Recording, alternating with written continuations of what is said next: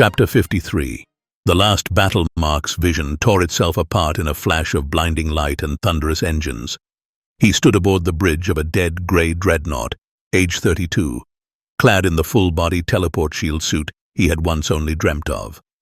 All around him, grey combat ships spiraled in fiery wreckage, their energy beams looping back to strike their own hulls.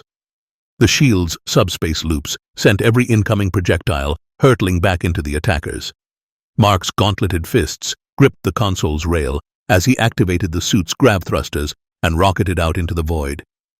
"Let's finish this," he growled through the helmet comm feed. Havoc among the Grey Armada. Mark dove through the zero-G battlefield.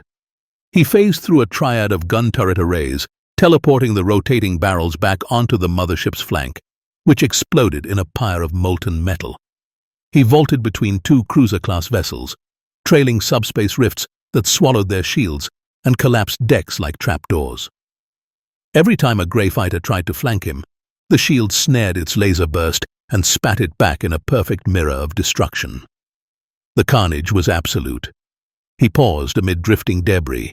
Thousands of grey bodies, their suits torn open, float lifeless beneath the distant glow of hybrid suns. Silence reigned where battle raged moments before. Mark's chest heaved, his heart hammered with triumph, and an unexpected pang of guilt. A cold whisper echoed in his mind. Kronos' taunt from the prison beyond time. "You think brute force wins this war? I bend minds while you swing fists." Mark clenched his teeth. The taunt dissolved as he summoned Mia's void technique. He pictured endless white emptiness.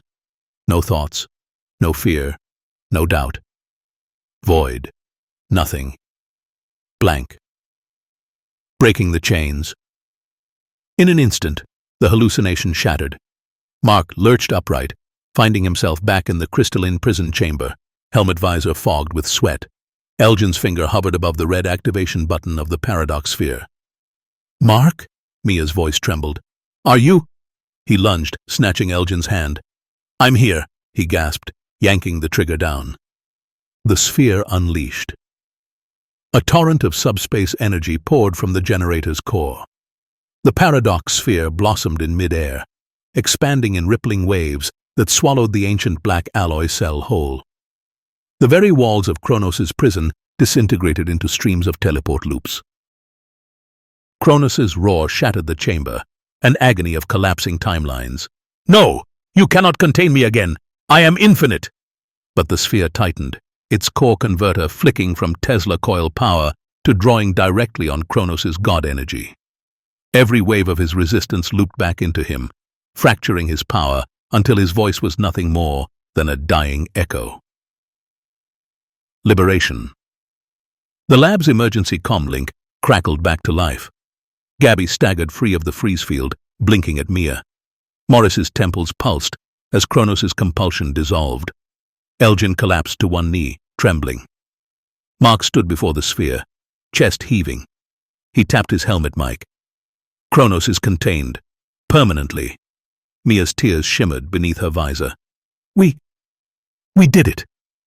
Gooby and Morris burst into the cavity just as the sphere shrank, condensing into the Iris Beacon containment unit.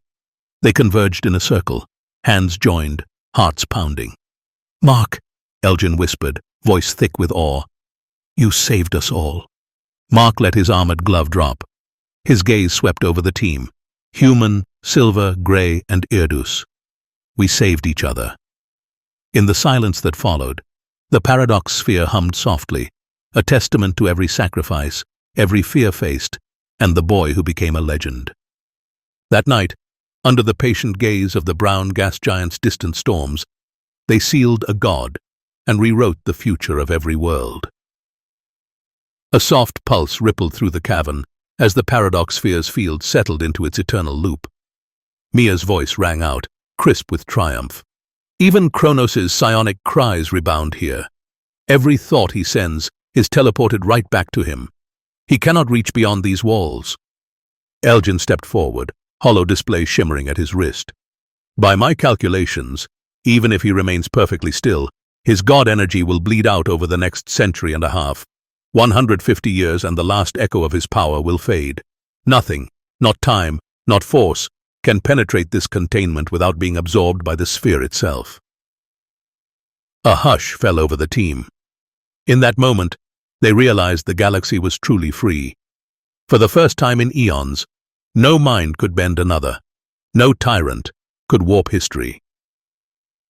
They rose together and crossed the threshold into the star-lit corridor. Above them, the asteroid's fractured ceiling opened onto the endless belt, a drifting sea of tumbling stones, each one a silent sentinel of the cosmos. Beyond, the blue gas giant loomed, its cobalt storms rolling beneath rings of ice and rock. Mark drew in a breath of recycled suit air, tasting the victory on his tongue. Mia placed a hand on his armored shoulder. "Let's go home." With a sweep of her arm, the portal bloomed at the cave's mouth, an oval of rippling light, humming with promise. Morris reached for Gooby's hand. Their fingers intertwined, boots clicking against the metal ramp as they stepped together into the portal's glow. Elgin followed, shoulders squared and eyes bright with a hard-won peace. Mia lingered at the threshold, heart racing. She turned to Mark and wrapped him in an embrace that held every danger they'd faced, and every hope they'd saved. Pulling back, she searched his eyes. "Now that time's ours again. Would you—" Mark's armor clinked as he smiled, soft as stardust.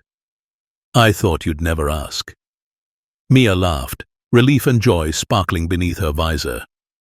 He slid an arm around her waist. "Of course," he echoed, and together they stepped through the portal, into tomorrow's dawn, a galaxy reborn by courage, unity, and a promise at last fulfilled.